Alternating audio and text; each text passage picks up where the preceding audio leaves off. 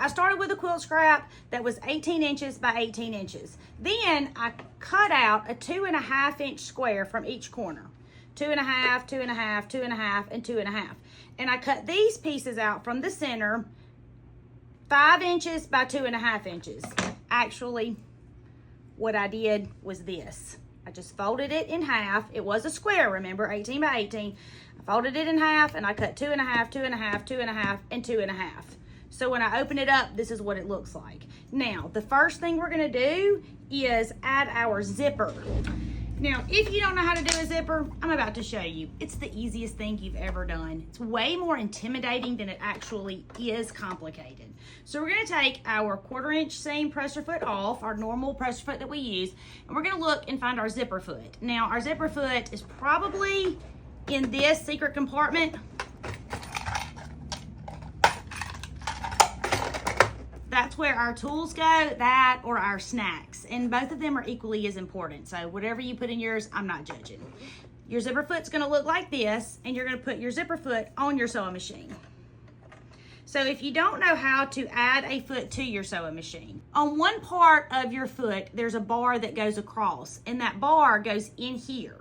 So you're gonna put your foot down, and you're gonna lower your presser onto the foot that's there, and it's gonna automatically click. It's pretty genius, super easy. So after you've done that, you're gonna find your zipper. Now, I always make my zippers longer than my project. So whatever the length of the project is, I always want my zipper to be longer than that. You don't have to do that. You can use zipper tabs and all the things, but this is just much simpler to me. I'm gonna take my zipper, and the zipper does have a pretty side. It has a front and a back. This is the front. And I know that because that's where my zipper pull is. If I sew it so that that's the front, then I can't get in my bag. So we're gonna make sure that we're looking at the front of our zipper, and we're gonna lay it down on one of the long sides, face down, pretty side down. And we're gonna sew right here, just along the edge. And the zipper foot, make sure that you can get close to the zipper, because with the regular foot, it's too wide and you can't get close to it. But with the zipper foot, you can get all the way close to your zipper. So you're gonna sew it with a straight stitch, lining it up with your zipper foot, and you're gonna back stitch when you start and when you stop, because my grandma said so. Okay, now, this is what we have. We've sewn our zipper in. Do you see that? That was the easiest thing ever, right? Now, you're gonna fold it over, just like this, and you're just going to top stitch down that side. And that's gonna make sure that your bag and all doesn't get hung up in your zipper when you're using it. And a top stitch is just a straight stitch sewn a little closer to the edge. So we're just gonna top stitch down this side. I know it's pretty snazzy, but your zipper, chop it off, that's it. Easy peasy. Before you chop the other end off though, you wanna make sure that you do pull your zipper down some, but I'm gonna do that in a minute. Before I do that, I'm going to add my zipper to the other side of my bag. So I'm gonna take my zipper and I'm gonna place it pretty side. Here's the pretty side, and that's the pretty side of the other side. Pretty side to pretty side, and I'm gonna sew right here, just like we did a minute ago. Straight stitch, back stitching when we start and when we stop. I'm leaving my seams raw on the inside of my bag. If you don't want to leave them raw, you can use bias tape, you can zigzag, or even cut them with pinking shears. You make it how you want it. Now we're gonna fold this out and we're gonna top stitch this side down, just like we top stitched the other side down.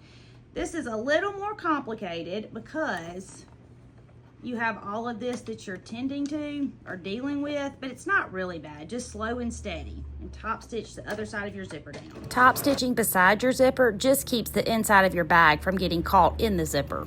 Now I'm gonna turn my bag inside out, and I'm going to take one end of it, and I'm gonna sew these two pieces together. Straight stitch, 1/4 inch seam, back stitching when I start and when I stop. I didn't change my zipper foot, but I guess I will right now. I'm just pushing this lever in the back and it's falling off, and I'm gonna place my 1/4 inch foot underneath there, and I'm just gonna drop my pressure foot, and that's gonna be that. It's just gonna automatically click. Now I'm gonna go to the other end, and I'm gonna sew this one straight across. Straight stitch, 1/4 inch seam, back stitching when you start and when you stop. Now I'm gonna go, I have these corners. I'm gonna go open those corners up like this, and I'm gonna sew across here and across the bottom and across the two other ends. And yes, I'm sewing directly across the zipper. You'll have 4 corners to sew, 2 on either end. You'll just open them up, lay them flat, and sew them down. I've sewn that end. Now I'm gonna come sew this end, but before I do, I'm gonna unzip this part of the way, or I won't be able to get into it whenever I get back to it. When I'm finished, I would not be able to get into my bag if I did not unzip it. So now I'm gonna sew these corners down. And I'm gonna cut this excess zipper off. I have 1 more corner to sew down, and then we're going to have a makeup bag. Folding it over, let me sew this one down, and then we'll see what we've got. Now, I'm leaving the inside of mine raw because I like the raw edges. If you didn't want to leave it raw, you could easily zigzag down it, which would take care of the fraying, or you could add some bias tape, or you could even line it. But I didn't want to do any of that, so I'm not. But I'm not saying that you shouldn't. If you want to, I think you should. Now we're going to turn it right side out. Let's move our sewing machine out of the way so we can see. Bum, bum, bum. Here's our precious makeup bag. Now I left all of my edges raw because I like that. If you don't like that, don't do it. When I make my next one, I will definitely add a handle here. But I love everything about this. Full disclosure, I did put some stuff in it, some trash, so it would hold its shape, because it doesn't hold its shape very well. But I don't want mine to be super stiff because I want to be able to cram them in my closet. But if you want them stiff, you can do all the things. The starching that we learned about, add some interfacing, line it, whatever it is you want to do. But I know y'all love this as much as I do. My name is Tammy. I'm your favorite sewing teacher, and I would love for you to come sew with me.